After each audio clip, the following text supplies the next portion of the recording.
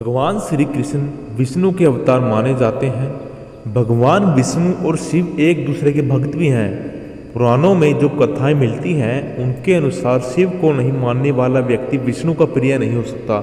इसी प्रकार विष्णु का शत्रु शिव की कृपा का भागी नहीं हो सकता। लेकिन एक घटना ऐसी हुई जिससे भगवान शिव और विष्णु के अवतार श्री कृष्ण युद्ध में आमने सामने आ गए और छिड़ गया महासंग्राम। पुराणों में शिव और श्री कृष्ण के बीच एक युद्ध की जो कथा मिलती है उसके अनुसार राजा बलि के पुत्र वाणासुर ने भगवान शिव की तपस्या करके उनसे सहस्त्र भुजाओं का वरदान प्राप्त कर लिया। वाणासुर के बल से भयभीत होकर सभी उससे युद्ध करने से डरते थे। इससे वाणासुर को बल का अभिमान हो गया। वाणासुर की पुत्री उषा ने एक रात स्वप्न में श्री कृष्ण के पुत्र अनिरुद्ध को देखा। उषा स्वप्न में ही अनिरुद्ध को देखकर उस पर मोहित हो गई।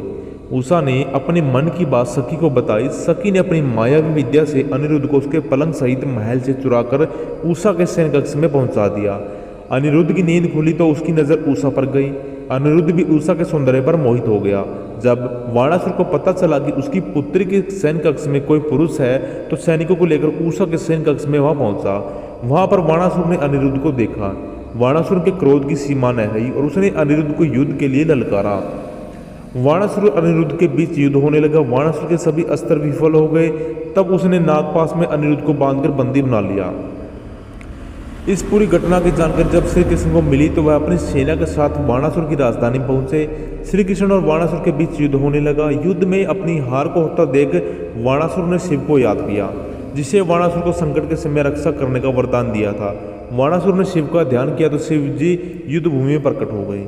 वाणासुर की रक्षा करने के लिए शिव ने श्री कृष्ण से कहा कि युद्ध भूमि में लौट जाए, अन्यथा मेरे साथ युद्ध करें। श्री कृष्ण ने शिव से युद्ध करना स्वीकार किया और छिड़ गया शिव एवं कृष्ण के बीच महासंग्राम। श्री कृष्ण ने देखा कि जब शिव के रहते हुए वाणासुर को परास्त नहीं कर सकते, उन्होंने शिव से कहा, मेरे हाथों से वाणासुर का पराजित होना विधि का विधान है।